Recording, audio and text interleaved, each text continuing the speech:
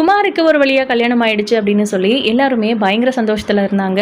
குமாருமே ஹாப்பியாக தான் இருந்தார் அரசியை பார்க்குறதுக்கு முன்னாடி வரைக்கும். அரசி வெளியே நின்று ஃபோன் பேசிகிட்டு இருந்தாங்க. அரசியை பார்த்துட்டு குமார் ரொம்ப அப்செட் ஆயிடுறாரு. அங்கே நம்ம சுடர் வேற ரெடியாகி உட்காந்துட்ருக்காங்க முதலிரவுக்காக. குமார் இந்த விஷயத்தை அப்படியே விடாமல், அதாவது இன்றைக்கி தான் கல்யாணம் ஆயிருக்கு, நம்ம ஏதாவது இந்த மாதிரி ஏதாவது தப்பு பண்ணோம்னா, அதாவது சரக்கு அடிக்கிறது, பசங்களோட வெளியில் போகிறது, சுற்றுறதுன்னு ஏதாவது தப்பாக பண்ணிட்டு இருந்தோம்னா கண்டிப்பாக வீட்டில் இருக்கிற எல்லாருமே நம்மளை துவைச்சிடுவாங்க அப்படிங்கிறது தெரியாமல் நம்ம குமார் அவசரப்பட்டு சரக்கு அடிச்சிட்டாரு. இது யாரும் பார்க்காம இருந்தால் கூட பரவாயில்ல, சுடர் அதை சமாளிச்சிருந்திருப்பாங்க. இல்லை குமார் சுடர்கிட்ட போய் நடந்த விஷயங்கள் எல்லாத்தையுமே அவங்களுக்கும் தெரியுங்கிறதுனால சொல்லி அதுக்கப்புறம் அவங்களுக்குள்ள அண்டர்ஸ்டாண்டிங் அவங்க வாழ்க்கைய ஆரம்பிச்சிருப்பாங்க. ஆனால் நம்ம சுகன்யா சுடரை ரெடி பண்ணி ரூமில் விட்டுட்டு குமார் எங்கே இருக்கான்னு தெரியல, அவனை கூட்டிகிட்டு போய் ரூமில் விட்டுட்டு வாங்க அப்படின்னு பழனிக்கிட்ட சொல்லிட்டு போயிட்டாங்க. அதனால பழனி எல்லா இடத்துலையும் குமாரை தேடிட்டு வெளியே வந்து பார்த்தா அங்கே கார்கிட்ட நின்று சரக்கு அடிச்சிட்டு இருந்தாரு அப்படிங்கிறத பழனி கண்டுபிடிச்சிடுறாரு. ஒருவேளை சுகன்யாவே குமாரை பார்த்துருந்தாங்கன்னா, என்னடா காரியம் பண்ணிட்டு இருக்க, எவ்வளோ கஷ்டப்பட்டு இந்த கல்யாணத்தை உனக்காக பண்ணி வச்சிருக்காங்க, நீ என்னடானா சரக்கு அடிச்சிட்டு இருக்க அப்படின்னு கேட்டிருந்திருப்பாங்க. இல்லையா ஏதாவது பண்ணி சுடரை கூட சமாதானப்படுத்தி விட்டுருப்பாங்க.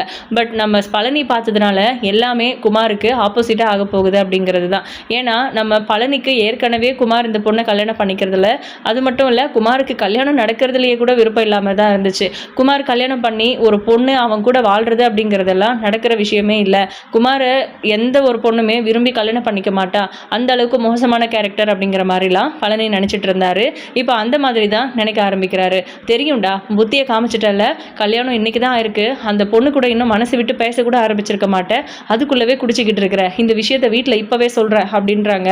சித்தப்பா ப்ளீஸ் தயவு செஞ்சு இங்கேருந்து போயிடுங்க, இதில் தலையிடாதீங்க, நான் சுடர்கிட்ட பேசிக்கிறேன் அப்படின்னு. என்னடா பேச போகிற நீ, அந்த பொண்ணு இல்லாத குடும்பத்திலேருந்து வந்திருக்கா, நம்ம என்ன சொன்னாலும் கேட்டுப்பான்னு நினச்சிட்டு இருக்கியா, மயிலை வச்சு சுடரை நீ கணக்கு போடாத, சுடர் தைரியமான பொண்ணு அப்படின்றாங்க.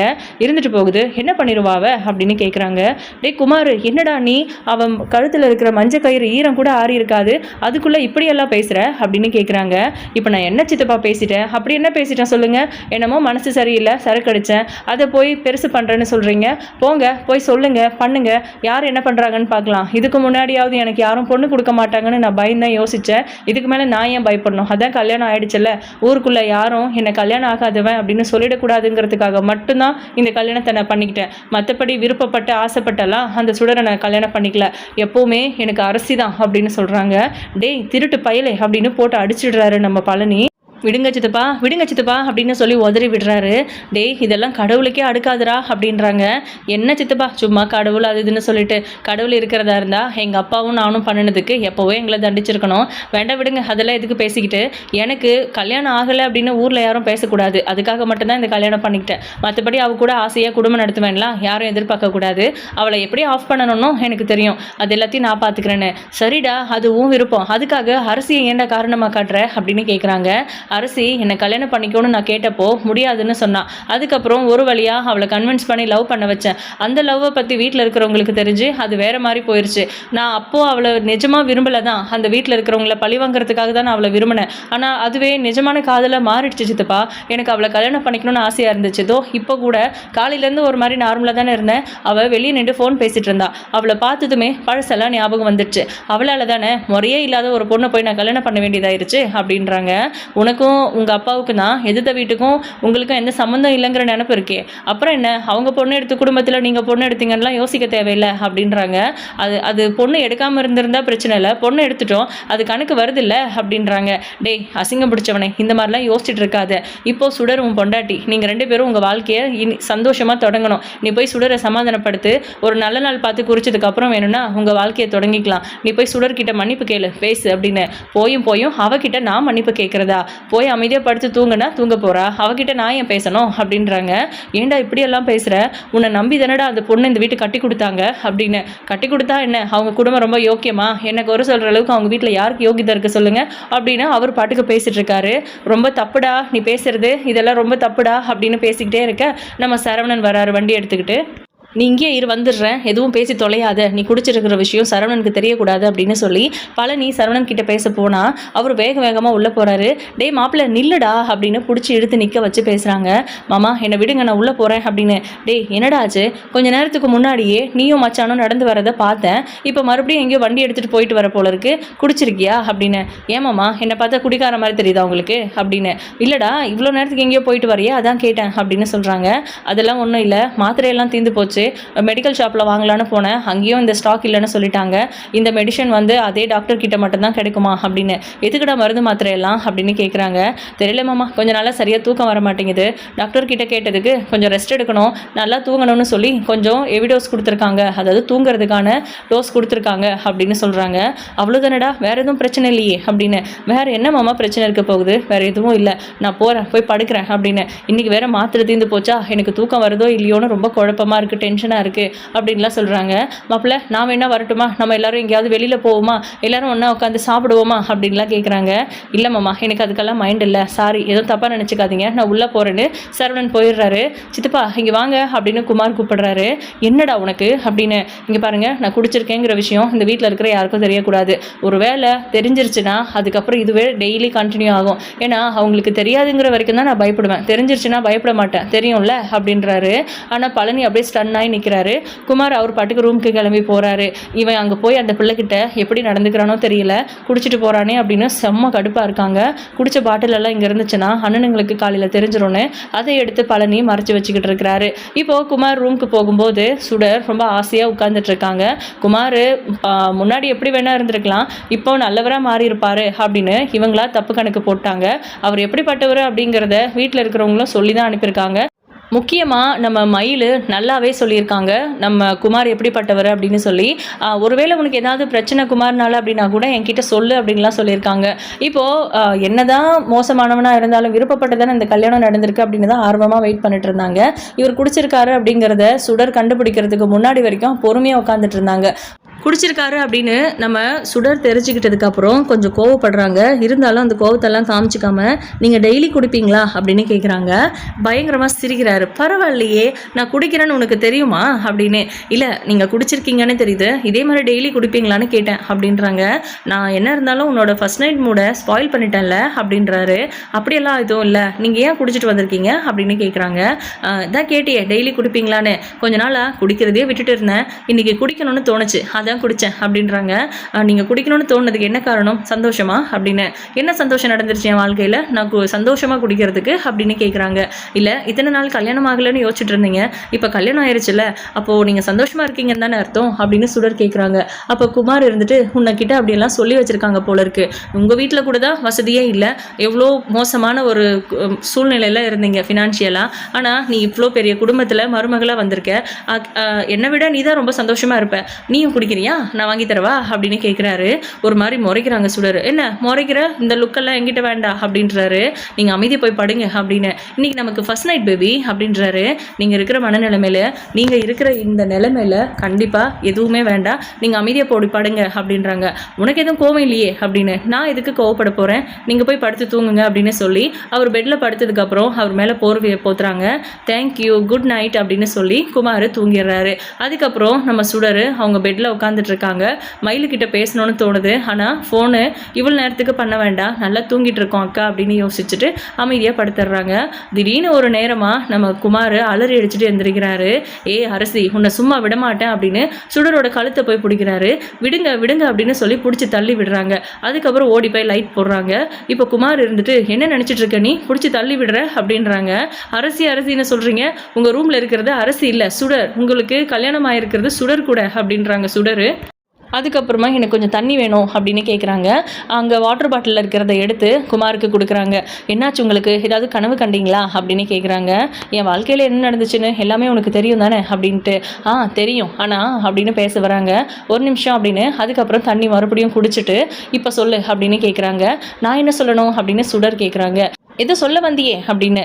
மறந்துருச்சு அப்படின்னு சொல்லி ஒரு மாதிரி நர்வஸ் ஆகுறாங்க. என்ன பயப்படுறியா, பயமா இருக்கா உனக்கு அப்படின்னு. இல்லை நீங்கள் குடிச்சிருந்தீங்கன்னு தெரியும், எதனால் திடீர்னு அலறி எழுந்தீங்க, என்னாச்சு, என்ன போயிட்டு அரசின்னு சொல்லி கழுத்தை பிடிச்சி நெரிச்சிங்க அப்படின்லாம் கேட்குறாங்க. ஏதோ பழைய ஞாபகம், உனக்கு தெரியும்ல அவளை நான் கல்யாணம் பண்ணிட்டேன் அப்படிங்கிற மாதிரி அவளாவே கழுத்தில் தாலியை கட்டிக்கிட்டு இந்த வீட்டுக்குள்ளே வந்து இருந்தா. இதே பெட்டில் தான் நீ இருக்கே, அந்த பெட்டில் அவளும், இந்த பெட்டில் நானும், 2 பெட்டுக்கும் அவளே கேப் விட்டுட்டா, தள்ளி தள்ளி வச்சுட்டா. நம்மளும் அதே மாதிரி தூங்குவோமா அப்படின்றாங்க. ஏன் அப்படி அப்படின்னு கேட்குறாங்க.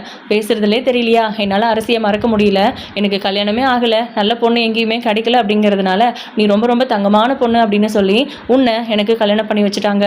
உனக்கு தெரியுமா சுட, என்ன சின்ன சின்ன பசங்கள்லாம் கலாய்க்க ஆரம்பிச்சிட்டாங்க. அவனுங்கெல்லாம் கல்யாணம் பண்ணி குழந்தை குட்டின்னு சந்தோஷமாக வாழும்போது எனக்கு இன்னும் பொண்ணே கிடைக்கலன்னு எங்கள் அப்பா பேசுகிறது, நான் பேசுகிறதெல்லாம் அவங்களுக்கு என்னை பார்த்தா ரொம்ப காமெடியாக இருந்துச்சு போல இருக்குது. எனக்கு இப்போ கல்யாணம் ஆகிடுச்சுல, அதனால் எல்லாருமே என்கிட்ட ஓரளவுக்கு நல்லா பேசுவாங்க. அதுவாச்சு நடந்துச்சு அப்படின்னு கொஞ்சம் சந்தோஷமாக தான் இருக்குது. ஆனால் வெளியே நான் ஏதோ எதார்ச்சியாக நின்றுட்டு இருந்தேன், அப்போ அரசியை பார்த்தேன், அதுக்கப்புறம் பழசெல்லாம் ஞாபகம் வந்துடுச்சு, எனக்கு ஒரு மாதிரியாக இருக்குது அப்படின்னு சொல்லிட்டு ஒரு மாதிரி வருத்தப்படுறாரு. நீங்கள் இன்னும் அரசியை மறக்கலையா, அரசியை தான் கல்யாணம் பண்ணணும்னு நினச்சிங்களா அப்படின்னு கேட்குறாங்க. ஓ பரவாயில்லையே, உனக்கு இவ்வளோ தெரிஞ்சிருக்கு அப்படின்னு.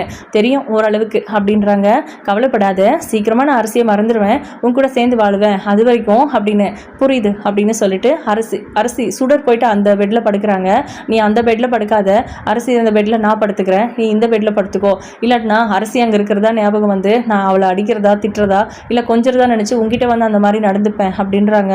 என்ன பண்ணுறது அப்படின்னு யோசிச்சுட்டு இருக்காங்க. நீ ஒன்றும் பயப்படாத, நான் வேணும்னா அப்பா கிட்ட சொல்லி வேற ரூம் நமக்கு மாற்றி தர சொல்கிறேன், அதில் வந்து அரசியோட ஞாபகம் எனக்கு வராது அப்படின்றாங்க. சரி ஓகே அப்படின்றாங்க. அடுத்த நாள் காலையில் ஆஸ் யூஷுவல் நம்ம சுடர் அவங்க வீட்டில் என்ன பண்ணுவாங்களோ அந்த மாதிரி குளிச்சு முடிச்சு கிச்சனுக்கு போய் எல்லாருக்கும் முன்னாடி நின்றுட்டு காஃபி போட்டுட்ருக்காங்க. இப்போது நம்ம வடிவும் மாறியும் கிச்சனுக்கு போகும்போது அவங்க காஃபி ரெடியாக ஆற்றிக்கிட்டு இருக்காங்க. என்ன சுடர் காஃபி போட ஆரம்பிச்சுட்டு அப்படின்னு. ஆமாம் இதுதானே வீட்டு மருமகளோட வேலை, எங்கள் அம்மா இதெல்லாம் எனக்கு சொல்லி கொடுத்துருக்காங்கன்னு, எங்கள் வீட்லேயே நான் இதெல்லாம் பண்ணுவேன் அப்படின்னும் சொல்கிறாங்க. சரி சரி இவ்வளோ சீக்கிரம் எந்திரிச்சிட்ட அப்படின்னு. அதுக்கப்புறம் நீ போ எல்லாருக்கும் காஃபி கொடுன்னு சொல்லிட்டு நம்ம சுடர் போனதுக்கப்புறம் மாரியும் வடிவும் இப்போ தான் கல்யாணம் ஆயிருக்கு, பேசிக்கிறது கூட நேரம் இல்லை அவங்களுக்கு, இன்னும் கொஞ்ச நாள் ஆகும் அவங்க சந்தோஷமாக இருக்க, நைட் எதுவும் நடந்திருக்காது போல இருக்கு அப்படிங்கிற மாதிரி பேசிக்கிறாங்க. அதே மாதிரி தான் நம்ம சுகன்யா வந்தும் சொல்கிறாங்க. பழனிக்கு மட்டும்தான் தெரியும் குமார் குடிச்சிருந்த விஷயம், பட் அவர் யார்கிட்டையும் இப்போ வரைக்கும் சொல்லாமல் மெயின்டைன் பண்ணிட்டு இருக்காரு. 2 பேரையும் கோயிலுக்கு போயிட்டு வர சொல்லலாம் அப்படின்னு நம்ம மாறி நினைக்கிறாங்க. அதை வடிவுக்கிட்டையும் சொல்ல செய்கிறாங்க. அப்போ வடிவு இருந்துட்டு நம்ம போய் சொன்னால் அவங்க கேட்டுருவாங்களா அப்படின்னு. அதெல்லாம் கேட்பாங்க. குமாரும் சுடரும் 2 பேரும் கோவிலுக்கு போயிட்டு அதுக்கப்புறம் சினிமா பார்க்குன்னு சுற்றிட்டு வரட்டும் அப்படின்னு சொல்கிறாங்க. சரிவா நம்ம சொல்லி பார்க்கலாம் அப்படின்னு 2 பேரும் போய் நம்ம முத்துவேல் கிட்ட சொல்கிறாங்க. இன்றைக்கி தான், அதாவது நேற்று தான் கல்யாணம் ஆயிருக்கு, இன்றைக்கி அவங்க 2 பேரும் எங்கேயாவது தனியாக வெளியில் போயிட்டு வரட்டும், அவங்க பேசி பழகிறதுக்கு நிறைய விஷயம் இருக்குது, ஒருத்தர் அவங்க புரிஞ்சுக்கணும் வேறு, அதனால அவங்க 2 பேரும் கோயிலுக்கு போயிட்டு அப்படியே ஏதாவது நல்ல படம் இருந்தால் புக் பண்ணி விடுங்க, சினிமா பார்த்துட்டு அதுக்கப்புறம் வீட்டுக்கு வரட்டும் அப்படின்னு சொல்கிறாங்க. நம்ம மாறி வடிவும் ஆமாங்க இதை சொல்லணும்னு நினச்சிட்டு இருந்தேன் அப்படின்ட்டு. ஏன் அது என்கிட்ட சொல்ல மாட்டிங்களா அப்படின்னு நம்ம சக்தி கேட்குறாரு. ஏன் என்கிட்ட சொன்னா என்னடா, நான் செய்ய மாட்டேனா அப்படின்னு. அப்போது குமாரை கூப்பிடுறாங்க. போய் பார்த்தா நல்லா தூங்கிக்கிட்டு இருக்காரு. என்னாச்சு 2 பேரும் தனித்தனியாக இருக்குது அப்படின்னு மாறி கொஞ்சம் கன்ஃபியூஸ் ஆகுறாங்க. சரி அக்கா சொன்ன மாதிரி சுகன்யா சொன்ன மாதிரி அவங்க 2 பேருக்குள்ளே ஏதோ நடந்திருக்காது போல இருக்குது, ஒருத்தர் புரிஞ்சுக்கிட்டு வாழ்க்கையை ஆரம்பிக்கிறது நல்லது தானே அப்படின்னு யோசிச்சுட்டு அவங்க குமாரை எழுப்புறாங்க. அவர் எந்திரிக்கிறாரு. ஐயோ அம்மா அப்படின்னு ஷாக்காக எழுந்திருக்கிறாரு. என்னடா ஆச்சு அப்படின்னு. ஓ விடிஞ்சிருச்சா, நான் இன்னும் விடியலன்னு நினச்சிட்டு இருக்கேன் அப்படின்னு மனசுக்குள்ளே யோசிச்சுட்டு என்னாச்சுமா அப்படின்னு கேட்குறாங்க. கீழே பெரியப்பா உன்னை கூப்பிட்டாரு அப்படின்றாங்க. சரி ஓகேன்னு வேகமாக எழுந்திரிச்சு கிளம்புறாரு. டேய் குளிச்சுட்டு போடா அப்படின்ட்டு.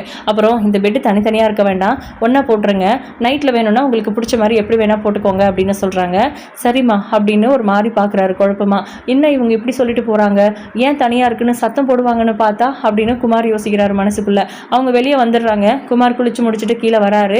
வந்ததுக்கப்புறம் விஷயத்த சொல்கிறாங்க. சரி ஓகே அப்படின்னு 2 பேரும் கிளம்புறாங்க. அதுவும் காரில் போகலான்னு சொல்லி. ஆனால் நம்ம சக்தி இருந்துட்டு பைக்கில் போங்க, அப்போ தான் குமாருக்கு கல்யாணம் ஆயிடுச்சு, குமாரோட பொண்டாட்டியை கூப்பிட்டு போகிறான் அப்படிங்கிற மாதிரி பேசுவாங்க அப்படின்னு சக்தி சொல்கிறாரு.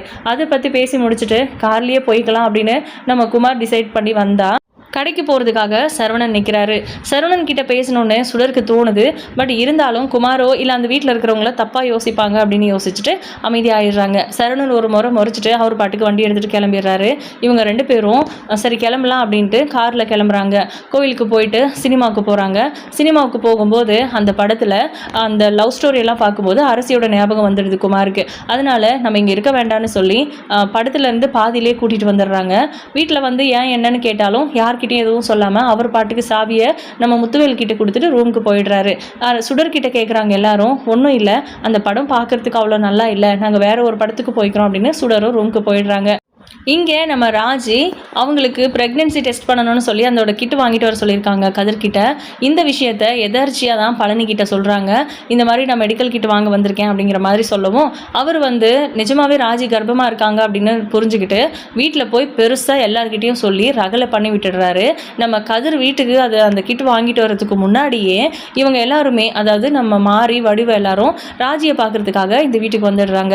இந்த வீட்டோட வாரிசனி தான் பெற்று கொடுக்க போகிறேன் அப்படின்னு அவ்வளோ சந்தோஷமாக பாராட்டி ஸ்வீட்லாம் கொடுத்துட்ருக்காங்க. ஆனால் ராஜுக்கும் கதிர்க்கும் தான் தெரியும் இன்னும் டெஸ்ட்டே பண்ணலை அப்படின்னு. அதை எல்லார்கிட்டையும் டைரெக்டாக சொல்கிறதுக்கும் ஒரு மாதிரியாக இருக்குது. அப்போது நம்ம கதிர் இருந்துட்டு எனக்கு ஒரு முக்கியமான வேலை இருக்குது அப்படின்னு நலவு பார்க்குறாரு. கதிர் அப்படின்னு ராஜு பிடிச்சி இழுத்து வச்சு நிற்க வைக்கிறாங்க.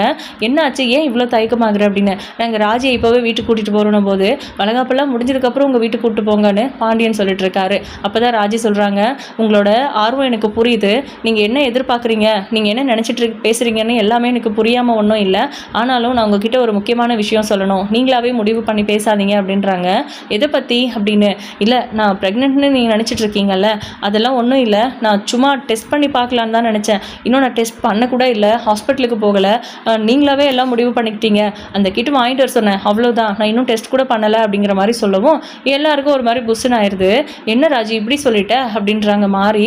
ஆமா சித்தி அப்படின்ட்டு. சரி சரி சீக்கிரமாக போய் டெஸ்ட் பண்ண போ அப்படின்னு. அதெல்லாம் ஒன்றும் அவசியம் இல்லை, நான் ப்ரெக்னென்ட்டாலாம் இல்லை, நான் அப்படி ஏதாவது இருந்தால் சொல்கிறேன், தயவு செஞ்சு இந்த விஷயத்தை இதோட விடுங்க, நீங்கள் வாங்க அப்படின்னு அவங்க 2 பேரையும் கூப்பிட்டுட்டு போய் புதுசாக கல்யாணமாக இருக்கிற பொண்ணு மாப்பிள்ளையை கவனிங்க, என்ன விடுங்க அப்படின்னு சொல்லி வெக்கப்பட்டுக்கிட்டே ராஜு உள்ளே போயிடுறாங்க. சீக்கிரமாக இந்த மாதிரி சந்தோஷமான விஷயம் நம்ம வீட்டில் நடக்கணும் அப்படின்னு கோமதியும் பாண்டியனும் மனசுக்குள்ளே நினச்சிக்கிட்டு பெருமூச்சு விடுறாங்க. இங்கே மாரியும் வடிவம் வீட்டுக்குள்ளே வரும்போது அவங்க குமாரோட ரூமில் ஏதோ பெருசாக சத்தம் கேட்குது. என்னென்னு 2 பேரும் ஓடி போய் பார்த்தா சுடர் கீழே விழுந்து கிடக்குறாங்க. தலையில் அடிபட்டு ரத்தம் விழுந்துட்டுருக்கு. என்ன ஆச்சு அப்படின்னு பார்த்தா கட்டிலோட ஒரு கால் எடுத்து அதை உடைச்சி தான் அடிச்சிருக்காரு அப்படிங்கிறது தெரிய வருது. பக்கத்தில் போனாலே பயங்கர நாறுது. ஏன்னா அவர் குடிச்சிருக்காரு, அது ரூம்லேயே வச்சு குடிச்சிருக்காரு. அது என்ன ஏதுன்னு சுடர் கேட்க போய் சண்டை வந்துச்சு அப்படின்னு இவங்க நினச்சிக்கிறாங்க. ஆனால் வேற ஏதோ நடந்திருக்கு அப்படிங்கிறது தான் உண்மை. இப்போ சுடரை வெளியே கூப்பிட்டுட்டு வராங்க. வெளியே கூப்பிட்டுட்டு வர அந்த கேப்லேயே மயில் பாக்கியம்னு எல்லாருமே வந்துடுறாங்க. இவங்களுக்கு எப்படி விஷயம் தெரியும், என்ன இவ்வளோ சீக்கிரம் வந்துட்டாங்க அப்படிங்கிற மாதிரி. சரவணன் எதர்ச்சியாக தான் எதுக்கோ வீட்டுக்கு வந்தார், அவருக்கும் இந்த விஷயம் தெரிஞ்சிருச்சு. எப்போவுமே இந்த மாதிரி விஷயம்லாம் ரொம்ப கோவப்படுவாங்க சரவணன். ஆனால் கோவப்படாமல் ரொம்ப கூலாக நின்று பார்த்துட்டு இருக்காரு. எதிர்த்த வீட்டில் இருக்கிறவங்களுக்கு இன்னும் விஷயமே தெரியல அப்படின்னு தான் சொல்லணும். இப்போது இங்கே பார்த்தீங்கன்னா சுடர் மயில் பார்த்தும் ஓடி போய் கட்டி பிடிச்சி அழ ஆரம்பிச்சிடுறாங்க. என்ன நடக்குது இங்கே அப்படின்னு நம்ம பாக்கியம் கேட்குறாங்க. என் பொண்டாட்டி நான் அடிப்பேன், எங்களுக்குள்ள சண்டை வந்துச்சு, நாங்களே அதை சரி பண்ணிக்கிறோம், உங்களுக்கு என்ன பிரச்சனை, நீங்களாம் இது கேட்குறீங்க அப்படின்னு குமார் கிட்ட கேட்டால் குமார் அப்படி சொல்கிறாரு. அதுக்கு எல்லாருக்குமே கோவம் வருது. நீ எப்படி அப்படி சொல்ல முடியும்னு. பாக்கியம் சும்மாவா விடுவாங்க, என் பொண்ணை கட்டிட்டு வந்து முழுசாக ஒரு நாள் ஆகலை, அதுக்குள்ளே என் பிள்ளைய அடிச்சிருக்கிறீங்க அப்படின்னு சொல்லிட்டு பயங்கரமாக கோவமாக சட்டையை பிடிச்செல்லாம் கேட்குறாங்க. நீங்கள் எப்படி என்கிட்ட இந்த மாதிரிலாம் பேச முடியும், லிமிட்டோட பேசுங்க அப்படின்னு குமார் பேசுகிறாரு. பாக்கியத்துக்கு கோவம் குமாரை அடிச்சிடுறாங்க. உனக்கு இத்தனை பேர் முன்னாடி அடிக்கும் போது எவ்வளோ அசிங்கமாக இருக்குது, அப்படி தானே என் பொண்ணுக்கும் இருக்கும், எவ்வளோ தைரியம் தான் என் பொண்ணு மேலே கை வச்சுருப்பீங்க, ஏதோ என்ன இருந்தாலும் வசதியாக இருந்தாலும் கூட எங்கேயுமே பொண்ணு கிடைக்கல அப்படிங்கிறதுனால ஒரு பொண்ணு கிடைச்சா போதுன்னு கல்யாணம் பண்ணுறீங்க, அந்த பொண்ணு நல்ல விதமாக பார்த்துக்குவீங்கன்னு நினச்சேன், ஆனால் என் பிள்ளைய அடித்து கொடுமைப்படுத்துறீங்க, உங்களை சும்மா விட்டுருவேன்னு நினச்சிங்களா அப்படின்னு சுடரையும் நம்ம மயிலையும் கூப்பிட்டுட்டு பாக்கியம் ஆட்டோவில் கிளம்பிடுறாங்க. என்ன ஏதுன்னு பேசுறதுக்குள்ளவே அந்த பிரச்சனை நடந்து முடிஞ்சிருச்சு. இப்போ முத்துவேல் குமாரை கூப்பிட்டு சட்டையை பிடிச்சி கேட்குறாங்க, இவ்வளோ திமிரு எடுத்து போயிருந்தா நீ வீட்லேயே உட்காந்து சரக்கு அடிச்சிருந்திருப்ப, என்னடா நினச்சிட்டு இருக்க நீ, கல்யாணம் ஆகலைன்னு ஒரு கஷ்டமாக இருந்துச்சு, இப்போ கல்யாணம் ஆயிடுச்சு, ஆனால் ஏன்டா இப்படியெல்லாம் பண்ணிட்டு இருக்கிற, அந்த பிள்ளையை ஒழுங்காக வச்சு வாழை கற்றுக்கோ அப்படின்னு நேற்று தானே உனக்கு அட்வைஸ் பண்ணோம், இப்போ என்னடா அந்த பிள்ளையை அப்படி அடிச்சு வச்சிருக்க, அவங்க சும்மா விடுவாங்கன்னு நினச்சிட்டு இருக்கியா, உன் மேலே கைப்பட்டாலே உங்கள் அப்பா அப்படியே துடிச்சு போகிறானே, எங்களுக்குமே அப்படி தான் வலிக்குது, அப்படி தானடா பிள்ளையை பெற்றவங்களுக்கும் இருக்கும், அந்த பொண்ணை பெற்றவங்க எவ்வளோ கஷ்டப்பட்டிருப்பாங்க, அவ்வளோ அடிச்சிருக்கிற, அதுவும் ரத்தம் வர அளவுக்கு, அப்படி என்னடா உங்களுக்குள்ள சண்டை அப்படின்னு கேட்கும்போது நம்ம குமார் சரவணனை திரும்பி பார்க்குறாங்க. அதே மாதிரி பாண்டியனோட வீட்டையும் திரும்பி பார்க்குறாங்க. எனக்கு சுடரை பிடிக்காது பெரியப்பா, அரசியை தான் பிடிக்கும், ஏதோ ஒரு வேகத்தில் எனக்கு கல்யாணம் ஆகலைன்னு யாரும் கிண்டல் பண்ணக்கூடாதுங்கிறதுக்காக இந்த கல்யாணத்தை பண்ணிக்கிட்டேன், என்னால் சுடர் கூட வாழ முடியாது, அரசி தான் வேணும்னு சொல்கிறாங்க. இதை கேட்டு எல்லாருமே பயங்கர அதிர்ச்சி ஆகுறாங்க. இதுக்கப்புறம் என்ன நடக்க போகுதுன்னு வெயிட் பண்ணி பார்க்கலாம். உங்களோட கருத்துக்களை கமெண்ட் பாக்ஸில் மறக்காமல் சொல்லிடுங்க. இந்த வீடியோ உங்களுக்கு பிடிச்சிருந்தது அப்படின்னா லைக் பண்ணுங்கள், ஷேர் பண்ணுங்கள். தேங்க்யூ.